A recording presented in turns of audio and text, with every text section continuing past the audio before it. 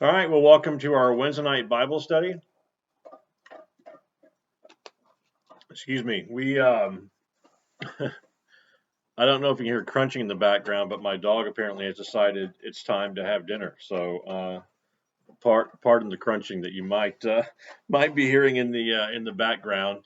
Um, all right, so we have been studying for a few weeks now Jewish holidays, and we're going to continue that today. And um, keep in mind that festivals in Judaism, they are all about really history, right? So they commemorate something or to remind them of something important within Jewish history or something that has happened. That's what Passover is all about. It's all about the reminder of what God did, getting them out of Egypt and taking them to the promised land and so on. Tonight is no exception, but it's not something that is scriptural. In other words, it's not biblical. Now, some say it sort of is, and I'll explain more about that in later on, near the end. But before we talk about tonight, the festival that we're going to look at, we really have to know history.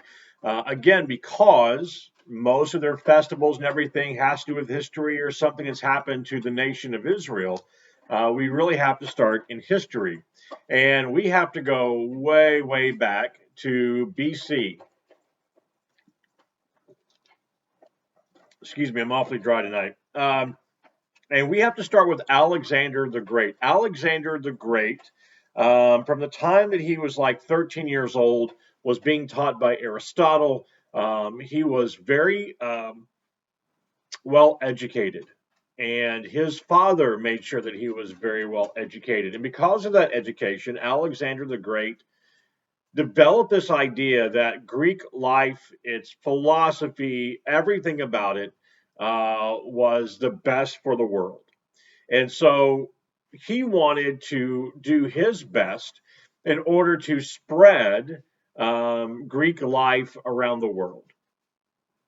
His father dies, Alexander takes over, and he decides to go on this quest to do just what he has thought for many years to spread Greek life and to educate people on Greek life around the civilized world in that time period. And as we know, that was pretty centralized, right? Europe, the Middle East, and so on. So instead of just going out and educating people, Alexander the Great decided that it was time to take care of Persia. Now, when Alexander the Great takes over, Persia, the Persian Empire, rules a lot of the world in this time period. So Alexander the Great knows that he has to go and he has to defeat the Persians in order to really carry out his plan to spread the Greek life around the world.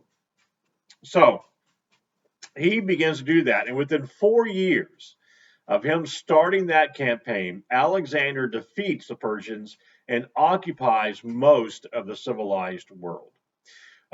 This includes Jerusalem. Now, before he had totally defeated the Persians, around 332 BC, he enters Jerusalem. And he goes into Jerusalem and he goes somehow, he goes to the temple and he gets help from a priest. And they actually sacrifice for Alexander the Great. So essentially, he is learning this religion by sacrificing to the Jewish God. In the process, the Jewish priests convince him that he is fulfilling scripture. So in Daniel chapter 8, in verse 5 and 6, it says this: As I was considering, behold, a male goat came from the west across the face of the whole earth without touching the ground. And the goat had a conspicuous horn between his eyes. He came to the ram with two horns, which I had seen standing on the bank of the canal, and he ran at him in his powerful wrath.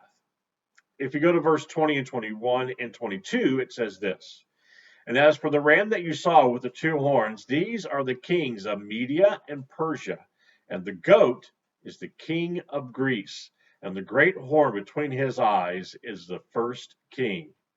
So basically, what the priest convinced him was that he was fulfilling scripture, that he was the king from Greece who was going to defeat Media and Persia. Now, Alexander listened to this and he agreed. He said, "This has to be right. This has to be me." And at that point, this nice relationship started between Alexander the Great and the people of Israel. And because of that great relationship that they had, Alexander granted them the ability to be Jews. They had the ability to continue on to, go to the temple and do whatever they do in the temple, to live by their law, to stick with their customs and rituals. Um, so it's kind of unheard of, right? You have a guy who wants to conquer the world and he wants them to understand Greek life because he feels it's the best thing for them to know. So he does these things and he gets to this one place and he decides to leave them alone. And so that's what Alexander the Great does. He leaves them alone and allows them to do whatever. Fast forward again, he defeats Persia about a year and a half later, and he's ruling and he's spreading the Greek life. Alexander the Great dies. Not long after that, I mean, he was very young when he died. So Alexander the Great dies, and the thought is that the generals are going to take over certain areas of the lands that they have occupied, that they have defeated and now are ruling over essentially. But the generals can't get along. So infighting begins to take place, and war then breaks out amongst the generals. There is one particular general, uh, Ptolemy, who took control of one of the areas.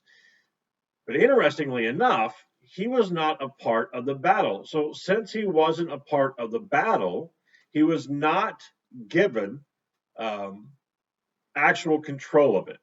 Antigonus is actually given control of it. So Antigonus eventually takes control, and he eventually defeats the Ptolemaic rule. I'm sorry, Antigonus is actually defeated by Ptolemy, and the Ptolemaic rule begins. Got those mixed up. So Antigonus takes over, but then Ptolemy comes in and defeats him and then begins to rule. And they rule for a while until 198 BC. And 198 BC, control then went to the Seleucids under the command of Antiochus III. So Antiochus and the Seleucids began to um, rule. And under their rule, Jews were allowed to be Jews. They were essentially allowed to continue to do their worship service, to use the Mosaic law, to do all that they do. And then the temple and the priests were tax exempt, and eventually the people were tax exempt too. Again, it's just weird. A people group has been defeated, but yet they're allowed to do everything as usual, and that's what happened. So the Seleucids are allowing them to do that. Why? They're allowing them to do that because they don't really care about them. And the reason why they don't care about them is because their eyes are to the west. Why are their eyes to the west? Their eyes are to the west because of Rome. Rome has defeated Hannibal and Zama and is heading in that direction. And it has Antiochus all in a tizzy. Like he is so concerned about it. He's been watching everything. And so Antiochus decides he is actually going to strike first. He's actually encouraged to go into Greece and to try to take over. So Antiochus launches this uh, attack, if you will, or this idea. We're going to march and we're going to defeat and we're going to rule the world. We're going to take things over. So Antiochus takes this army into Greece, and he is actually defeated, and he is eventually pushed back. Now there are a lot of details I'm skipping, and I'm skipping them A because I don't want to bore you, and B there's a lot, and so I'm giving you just the thrust of the idea of what occurred so that we can get to what we're going to talk about tonight in the festival that we're going to look at tonight, because this is all connected again. This is all connected. So, so where was I? And Antiochus eventually dies. So he gets pushed back, right? He actually signs a peace treaty with Rome. He gives up a lot of territory, a lot of army. He has to hand over hostages, including one of his sons. I mean, he gives up a lot. But he gets to keep, right, the eastern part of his territory, which includes Jerusalem.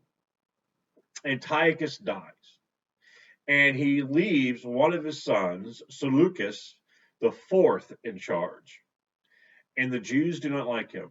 And the Jews do not like him because he attempted to strip the temple. He attempted, with the help of I'm going to get this wrong, he, Heliodorus, with his help, tries to strip the temple. But that creates bad blood. The Jews don't like him. Heliodorus then decides that he doesn't like Seleucus, and so he kills Seleucus and makes himself king and takes over the throne.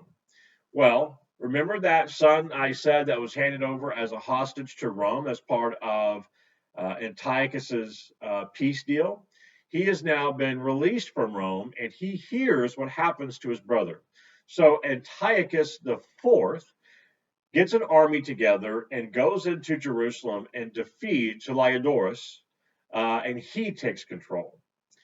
Antiochus, who has just been released from Rome, he's got an army, he's just taken over this territory again, including this country, Jerusalem, or Judah, has a problem.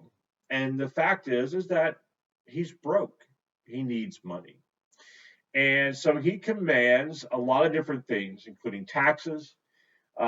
He is going to cause Hellenization of the area.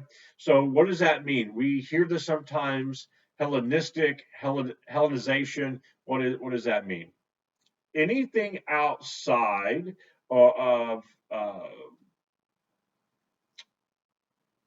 the Jewish purview, out of Jewish religion, out of Judaism, is Hellenistic, right? And especially when it comes to Greek and Roman mythology. And so that's when we say they're being Hellenistic or they were Hellenists. That's what we're talking about. These are people that believe in Greek, Roman mythology, multiple gods. It's a type of religion. And what's happening is they're trying to bring that now into Jerusalem or into the nation of Israel, and to try to get them to become more like Greeks. So he commands everyone to take up the Greek religion. They're going to sacrifice to Zeus, sacrifice to him.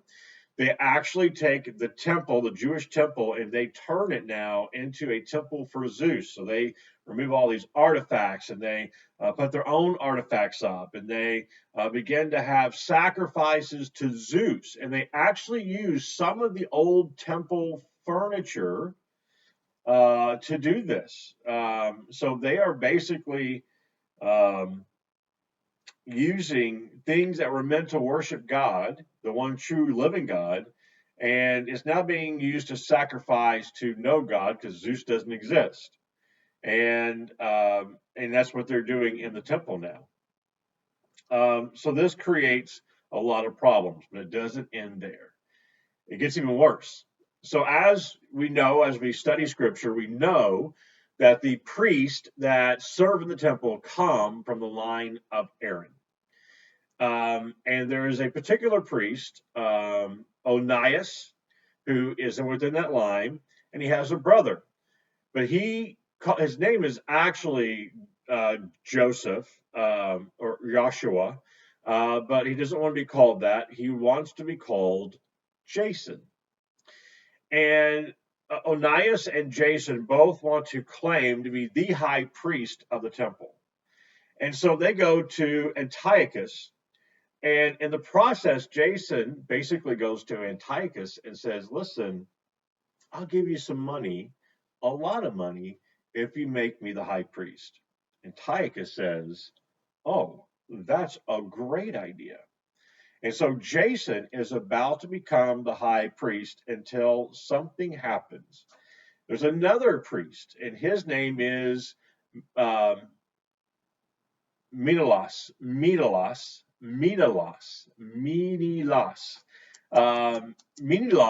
offers even more money to become the priest. Now, what's interesting is that Menelas is not in the line of Aaron. As a matter of fact, Menelas, Menelaus, is actually a Benjamite. He's in the line of Benjamin. But he offers more money to Antiochus. Antiochus, who is broke, he has no influence whatsoever, needs this. And so he makes Menelas the actual high priest. So we have a break out of the line of Aaron in the priesthood in the temple. Menelas is now the guy who is going to be the high priest. Menelas, though, does some horrible things.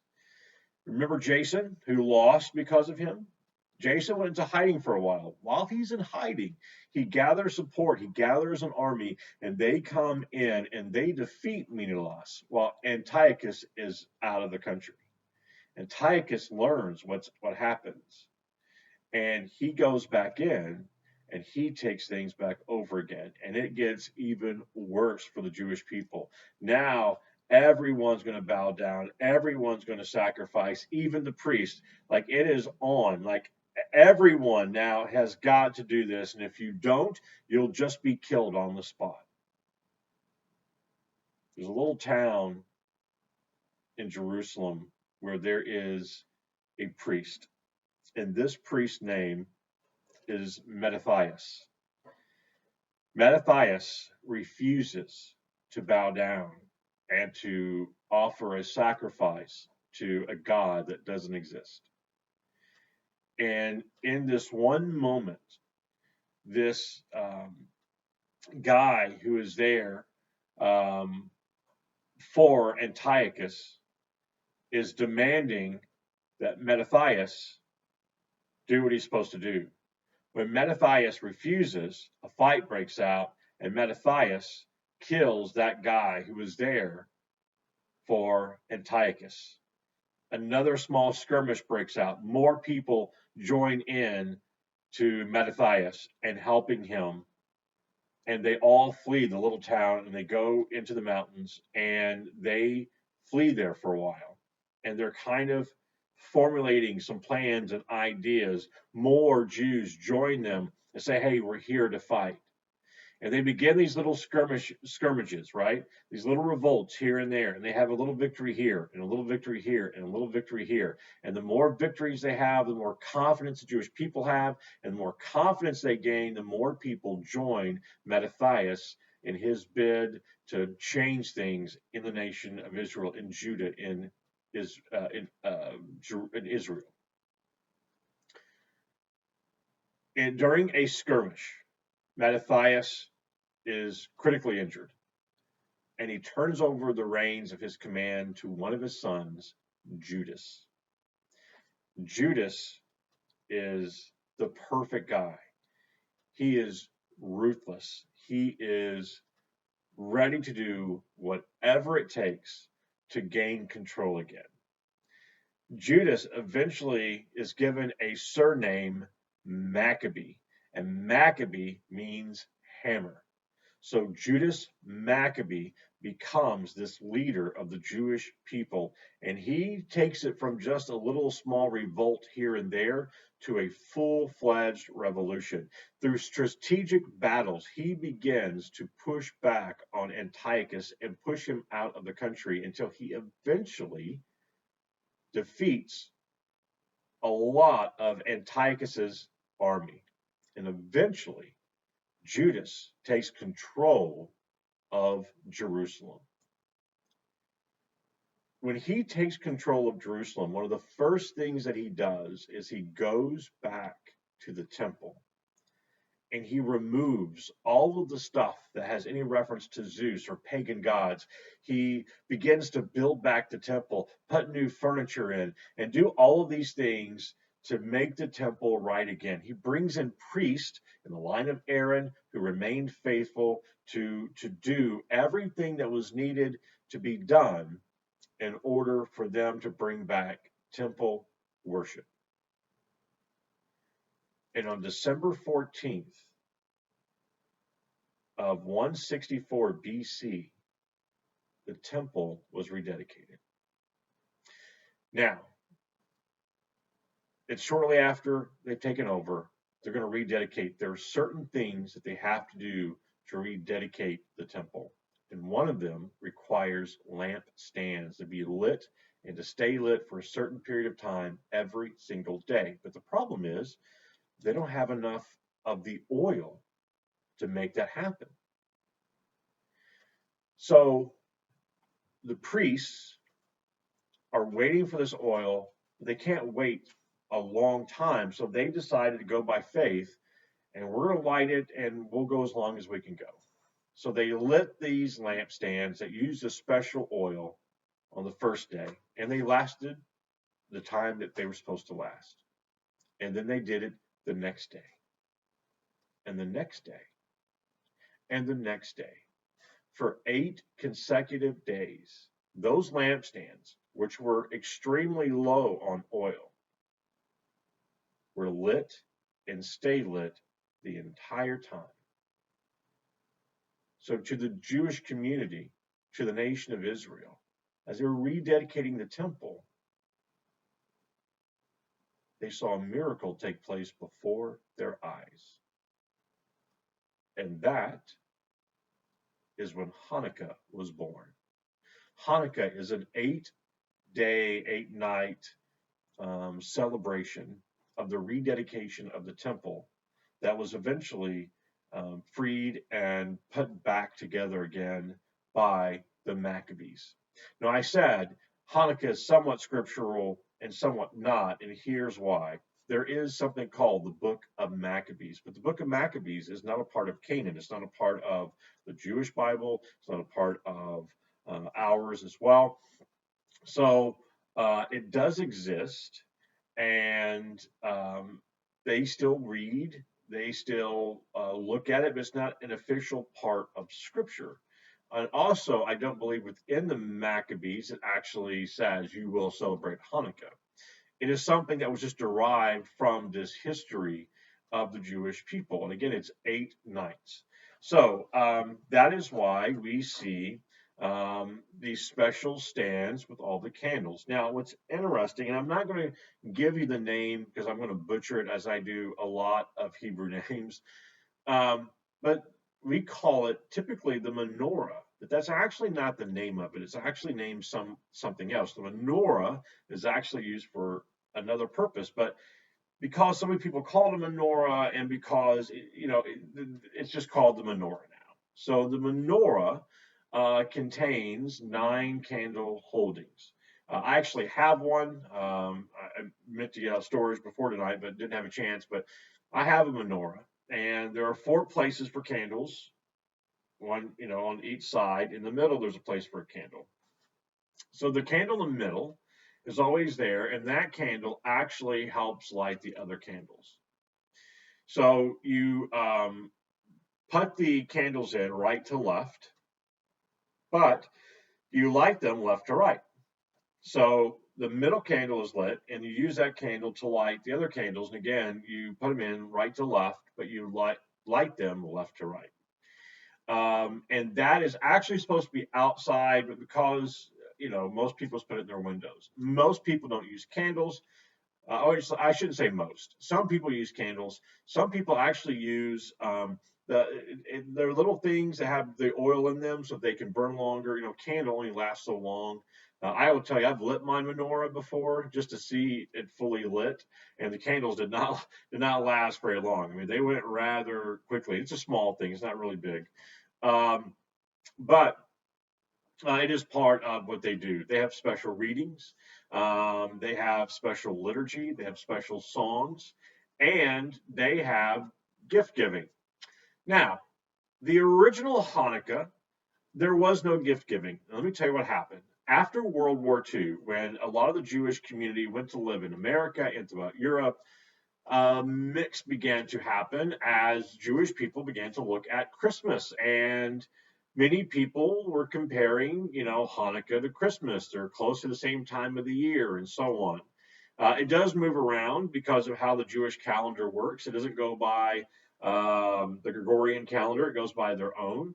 And because of that, it does move around. Like this year, it's really early. A lot of times, though, it is near Christmas, but this year it just happened to be early, right after Thanksgiving. It started this past Sunday, by the way, which is why we're talking about Hanukkah tonight. Um, but it goes for 8 nights. So that mixture kind of happened. So this Jewish tradition and a Christian tradition kind of came together. And so Hanukkah is now celebrated with 8 nights of gift giving. And it's it doesn't have to be elaborate. Sometimes during Christmas we get a little overboard and we give all these lavish things. You don't have to be that way. Some people give things that you wear. Maybe you give a prayer shawl or something like that. Maybe you give someone something to celebrate better next year. Um, there's just all these things that they give throughout those 8 nights. This is mainly done in the home. So, unlike some of the other things that we've studied where there's a lot of temple worship that goes on, this is really something that is more personal, more done in the home, not really celebrated in the synagogue or in the temple. So it's a little different along those lines. Again, this is not really something that's biblically based or based in scripture, but something definitely based on history, and it has become a rather popular holiday, especially after the kind of mixture of some of the Christmas tradition with the Jewish tradition of Hanukkah. Um, I did read some things, look at some things where some of those who are Jewish kind of feel left out because, for instance, in college, our son Riley gets to be off for a couple of weeks during the Christmas time, and he'll come home for a while and visit with us and so on, and it'll last a couple of weeks. Hanukkah, there is no special. I mean, it's a holiday, but colleges don't let out for a week. It's 8 days. It's 8 days. It's not like Christmas. 2 weeks to celebrate one day, whereas Hanukkah is 8 days, and they don't get out for that. They don't get out for Rosh Hashanah or Yom Kippur or a lot of those holidays. So they feel kind of left out. The Christians have all these holidays that we get, like Easter and Christmas, and so much time off, but they don't get it. There's not a lot of decorations out there in department stores for Hanukkah. There's not a lot of things. They have to get a lot of their things now online, but still, it is celebrated widely by many Jews. I will tell you that what I learned was that in Jerusalem or in Israel, it's not celebrated the same as it is in other parts of the world. So they don't really have that melting of Christmas and Hanukkah together. It's really two separate things, and they celebrate them differently. So there's not 8 nights of giving in Israel, by my understanding. Again, it's a more traditional type celebration as opposed to in the United States or in Europe. So that is the reason why Jews celebrate Hanukkah. So I know that was a whole lot of history to get to one little short thing about Hanukkah, but sometimes we have to learn a lot to really gain a little bit of knowledge. And so that's what tonight was all about. And so I hope that you learned some things this evening you haven't heard before, and hopefully it gives you a better understanding of Hanukkah and why they celebrate it and why they feel it's so important. So I hope you have a great week, and we'll see you Sunday at 9:30, Sunday school, 10:30 worship service. If you have any questions, feel free to contact me at my email address, pastorg72@gmail.com. Private message me on Facebook, either through the church web page or mine, my own, or if you have my cell number, you can text me as well. Either of those works and is good with me. Okay. And be thinking about things that you want to study. We're going to be through this pretty quick by the end of the year for sure. We're going to be done. And January, first Wednesday in January, we're going to start something brand new. So be thinking about something you may want to learn, and just get with me and let me know what that may be. And we will be going back to the church here too after the first of the year and doing everything there. Now we'll be live still on Facebook and we'll put things on YouTube, but still we're going to allow people to come back to church and come in and ask questions and have conversation with it, not just me talking to computer. All right. So again, have a great week. Keep your prayers up for our church, those on our prayer request list, and those in leadership, especially right now for the Supreme Court, who today heard arguments over the Mississippi abortion case. So be in prayer for that. Okay, very important case that we're going to learn about in a month or two what their decision is going to be. Okay, so we'll see you Sunday. Have a great week. Be blessed and God bless.